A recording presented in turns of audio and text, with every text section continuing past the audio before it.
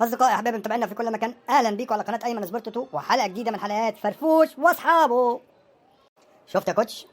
اتحاد الكورة حط الأهلي في موقف صعب جدا، ربنا يستر. هو فعلا موقف صعب، بس ان شاء الله تعدوا منها يعني. الأهلي كده هيتمرن تمرينتين بس، تمرينة هنا وتمرينة هناك. متقلقش عليهم ما فرفوش، دي الفرقة يعني ولاعيبة خبرة كده ومحترفين يعني. متقلقش، انما خير اللهم اجعل خير. انا سمعت ان موديست متصاب، يعني خير. شوية برد يا سيدي، فكولر قال له اقعد. احسن اللي هو قال له ملوش لازمة وجوده زي عدمه يعني.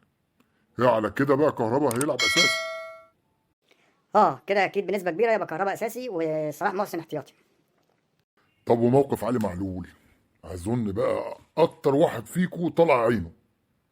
ما أعتقدش يعني بعد ما يجي من اليابان ترانزيت في أبو ظبي، من أبو ظبي يروح على تنزانيا مباشرة ويوصل قبل فرقة الأهلي بساعتين، هيبقى قدامه فرصة إن هو يلعب.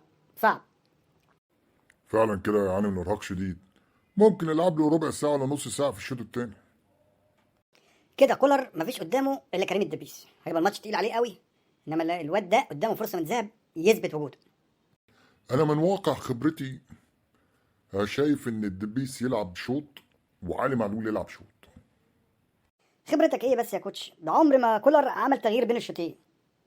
خلاص ما تزعلش قوي كده يا فرفوش يابا، ما فيش قدامه بقى الا علي معلول، لان الماتش ده محتاج خبرات.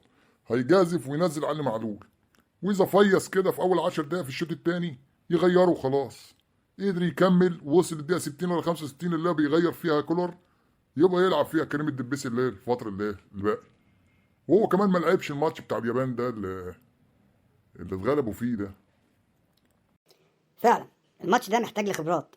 هل هيقدر الاهلي يعدي من العقبه بتاعت سيمبا دي في الظروف الصعبه وعدم التدريب الكفايه مع الفرقه؟ هنشوف. يلا سلام.